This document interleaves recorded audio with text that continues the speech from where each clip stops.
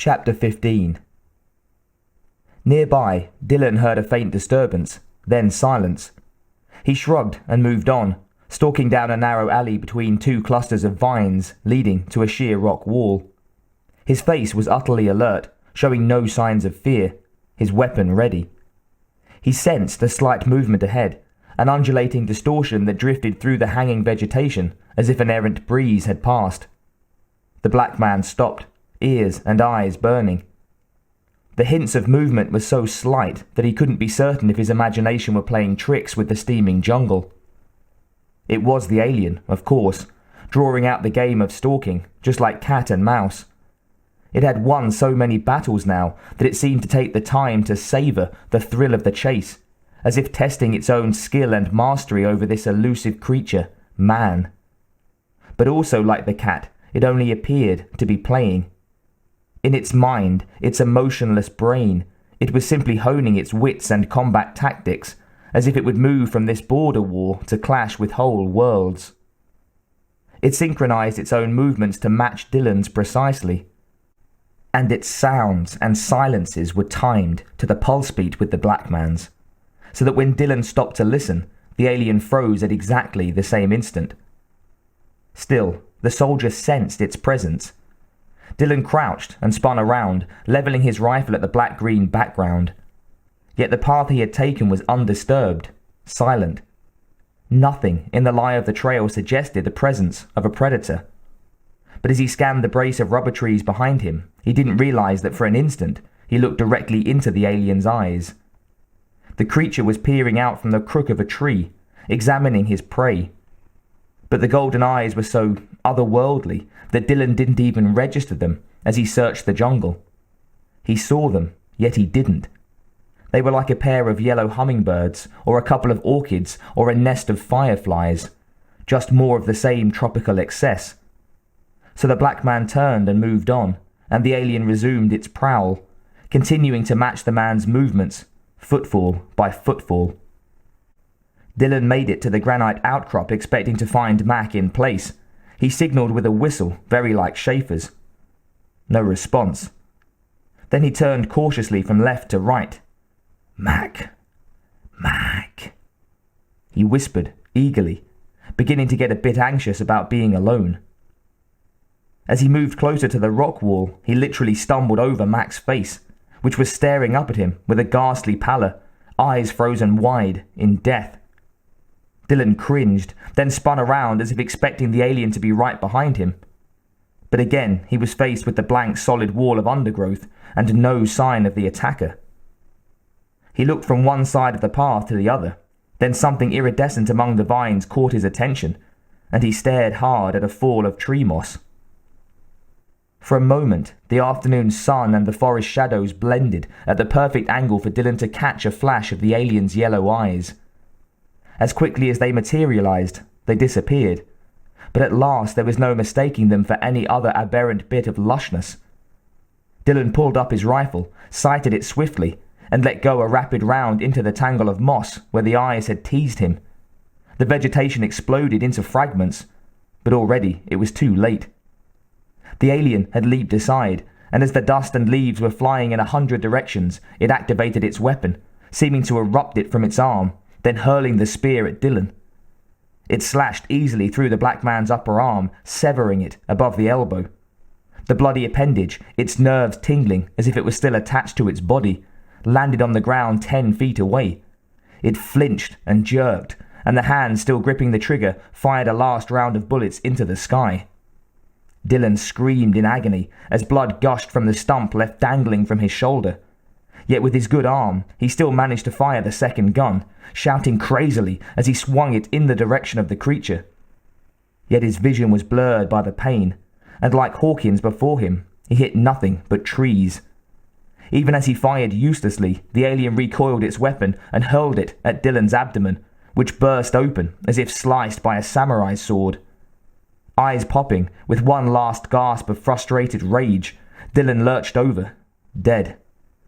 His smooth manicured bureaucrat's finger uncurled from the trigger, and no one at Langley would ever know that their desk man had died in heroic combat. As Dylan was being slaughtered, Anna led the 3 commandos along the rocky slope, leading down the canyon from the camp to the river. Schaefer followed behind with Ramirez hoisted on his back, while Billy covered the 3 of them as he walked tightly above the ridge, the radio strapped to his back. Other than a rifle for each man and a few piddling rounds of ammunition, they were down to machetes and a couple of grenades. They knew it would never be enough firepower for a confrontation. The water was deep and treacherous, so they dragged a log to the river's edge to try to make a partial bridge for getting across. But they froze as they heard the burst of Dylan's gunfire. They all looked at one another like grave and desolate children playing a macabre game of musical chairs. "Come on," Schaefer decided quickly. "Let's at least get Ramirez across the river before anything else happens." The alien was racing through the jungle at full speed now, leaping, tearing, flying from tree to tree in a mad triumph and leaving a wake of churning jungle heat as if a meteor was soaring by. It arrived at the river just as the 4 warriors were about to shove off. Billy was closest to the shore at the foot of the log, providing cover. As the alien drew closer, the Indian knew the enemy had arrived, though he couldn't see it yet, and he stood and turned to face his ancient destiny. Stripping down to his raw warrior heritage, he shrugged the radio off his back and let it slip to the rocky riverbed. Several dials smashed on the stones, but the Indian didn't notice. They were beyond radio help now. Billy was totally focused on his encounter with the creature. It was as if he understood he had a score to settle for all the hundreds of ancestors the alien had slaughtered long ago. A Sioux defending his ancestors died the noblest death of all. Billy cast away his rifle and stared intently into the trees. He reached into his cargo pocket and withdrew a small grease paint tin. Without looking down, he dipped his finger into the black paint and wiped a thick streak under each eye, and then another vertically down each cheek. Then he took a last dab of war paint and made a symbol on the skin above his heart, 3 stroked lines like a stalk of wheat. Now the tin was useless as well, and he let it fall into the stream. It caught the current, floated a few feet, and then sank to the pebbles below, rippling in the sun like a holy Mayan agate, lost like 100 tribes of gold. Pulling out his combat knife, Billy grasped the medicine bag around his neck and yanked it free. Then he twisted it around the hilt of the knife, binding the 2 together. He raised his head and closed his eyes as if in a trance, and began a low, mournful chant. Schaefer and the others had been busy scrambling to the other side of the river, and they didn't notice that Billy had stayed behind, consumed in ritual. The Major laboured up the opposite riverbank, Ramirez still on his back, before he turned and saw the Indian. "Oh, Christ!" he muttered. Then he shouted, "Billy!" But the Indian didn't hear a thing as he faced due north, the direction of the oncoming predator, knife raised like a holy sword. "Billy!" Schaefer called out again. But it was useless. Billy was as beyond the earth now as the alien. The Major hefted Ramirez higher onto his back and hauled up the hill.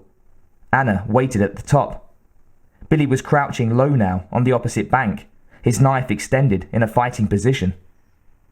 Schaefer scrambled up the last of the slope, bringing the wounded Ramirez to relative safety at the top of the ridge overlooking the river.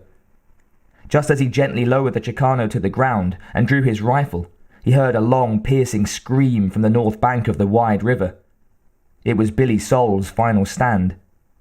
The alien had taken him in a flash, its weapon slicing through the Indian's jugular and then zigzagging down his chest and belly like a mockery of some tribal blessing.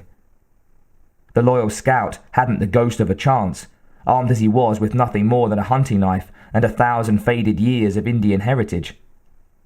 Schaefer spun around helplessly at the sound of Billy's cry, too late and too far away to help him. Ramirez, Billy's most loyal friend, struggled to cock his rifle. But even as he went through the motions, he had an aching dread that he'd never fight again.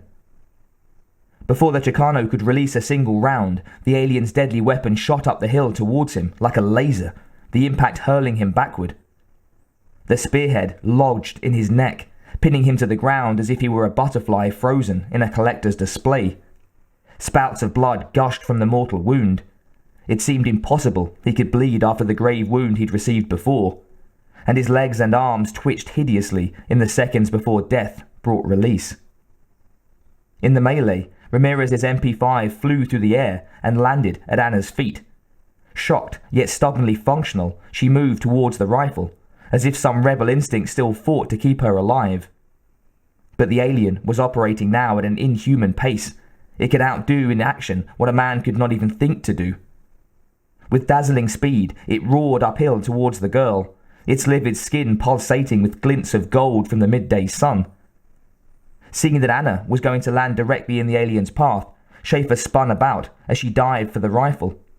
He lunged, kicking the weapon out of her reach to distract her, at the same time bellowing, "Run! Get to the chopper, now!" Then he opened fire at the onrushing monster, bullets flying everywhere, the barrel raking back and forth across the predator as Anna stumbled to her feet and ran for the jungle.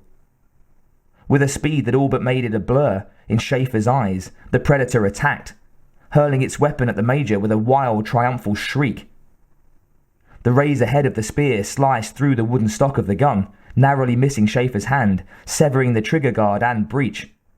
Sparks flew as metal clashed on metal, steel on starstone. With a last roar of adrenaline, Schaefer took full combat command. "Stay low!" he ordered the fleeing girl, his last surviving commando. And as he scrambled for a defensive position himself, he could feel the alien back away and turn to go downhill. But it wasn't fear, and it wasn't retreat. The Major knew that the alien simply could take its own sweet time. It didn't need all its bodies at once. It was enjoying its earthling war, and seemed to want to prolong the pleasure. The alien tossed Ramirez's body aside as if it were a bag of trash. It was determined and focused now, all its otherworldly hunter's tactics and cunning, raw and ready.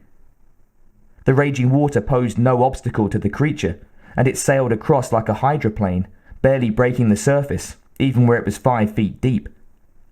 As it arrived at the north bank of the river, it churned up rocks and dirt with its spurs as it strode to Billy's body.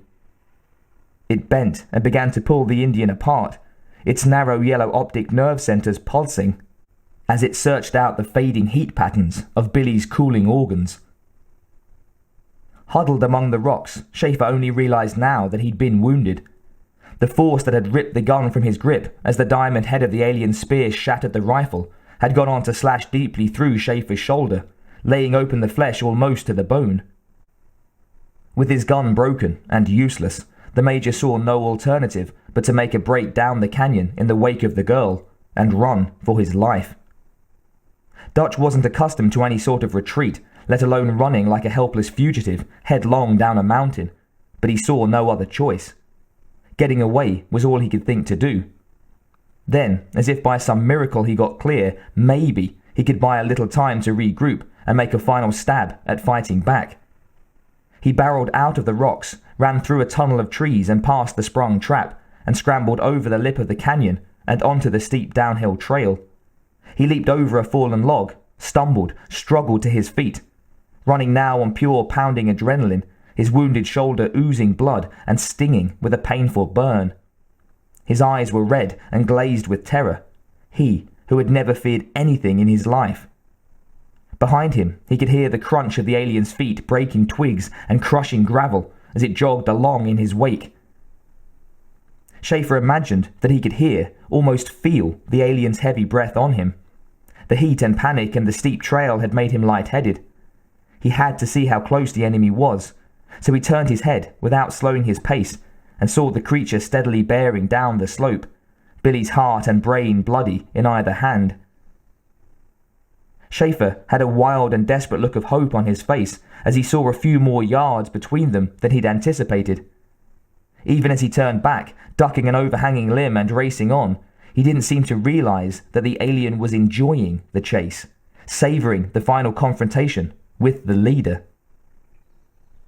As Schaefer felt the alien closing the space, he ran like a madman, crazy to find a position from which to fight, and knowing in his heart that the jungle would give no quarter to an unarmed man.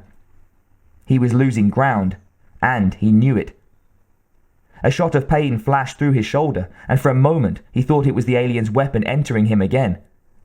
He looked up into the muggy, birdless sky as if to rage a final goodbye to the world in which he had lived as a warrior. Then by some queer glitch of fate, the ground beneath him collapsed, and he disappeared from sight. In a shower of leaves, Schaefer crashed through the trees at a blind cliff edge, free-falling into space. He'd crossed an overhang of turf that looked secure, but was only a thin layer of roots and moss that balanced above the canyon floor 100 feet below. With a sickening crash, he hit the top branches of a tall fir, then fell again through one canopy after another, desperately grabbing for limbs and branches to break his fall. Finally, he dropped to the floor layer of vegetation, his chest catching on the wide lower limb of a cottonwood, the impact knocking him near unconscious. Head whirling, vision blurred, as if drugged, he teetered a few long, agonizing seconds on the limb, then slid free, his numb fingers digging fruitlessly into the bark as he fell another 10 feet to the swift, churning river below. He struggled to stay afloat, but the task was nearly impossible between the roar of the rapids and the weight of his soaked boots and clothing. As he was driven under by the force of the water, he had the sudden lucid presence of mind to reach down and untie one boot, then the other, as he somersaulted along the savage-bottomed rocks. He kicked the boots free, and the 30-pound advantage allowed him to struggle to the surface, where he ripped off his mottled shirt and pants and began to swim for the shore, stroking furiously with his one good arm.